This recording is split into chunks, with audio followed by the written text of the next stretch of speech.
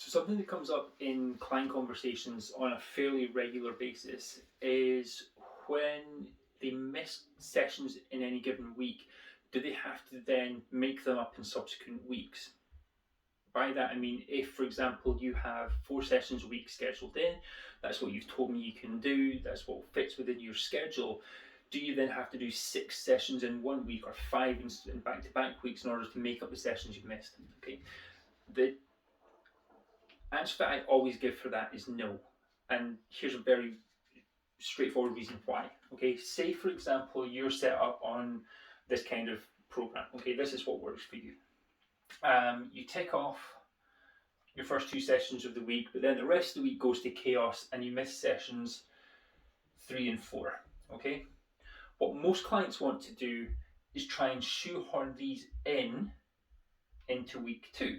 Okay, so for example, it might look something like this. They'll try and do session number 3, session number 4, then they'll go session 1, 2, 3, 4. So you've gone from doing 4 sessions in a week up to doing 6. Okay, now if you've told me that your schedule only allows for 4 and it's already happening that you're missing sessions, it doesn't happen to happen in week 1 and week 2, it can happen anywhere in the programming, but you're obviously trying to increase your training volume by 50%, it's not going to do you any favours, because one, you're going to be more stressed trying to fit those sessions in, you're going to impair your ability to recover from those sessions, and you're going to throw everything kind of off from that. So you're more likely to end up with an injury or just spinning your wheels in training because you can't put out the same amount of effort over 6 sessions as you can do over 4.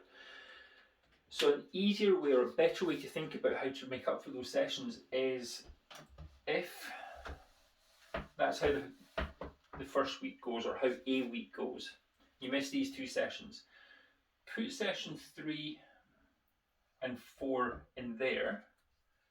Then for your second week, you go session 1, session 2, session 3 and session 4. 1, 2, 3, 4, etc., etc. Okay, so the pushback I get on this is that it's no longer an order, but the order doesn't really matter that much for most of us. Okay, getting the work done does, and doing it at a high enough level that you actually get the stimulus that you want from your training in order to adapt and get stronger or get more muscle or get fitter. Okay, if you can only recover from 4 sessions in a week, then stick to 4 sessions in a week. All that you've done is you've taken this 3-week block and you made it last 3.5 weeks. It's not extended by any massive amount of time. You've not ruined your progress.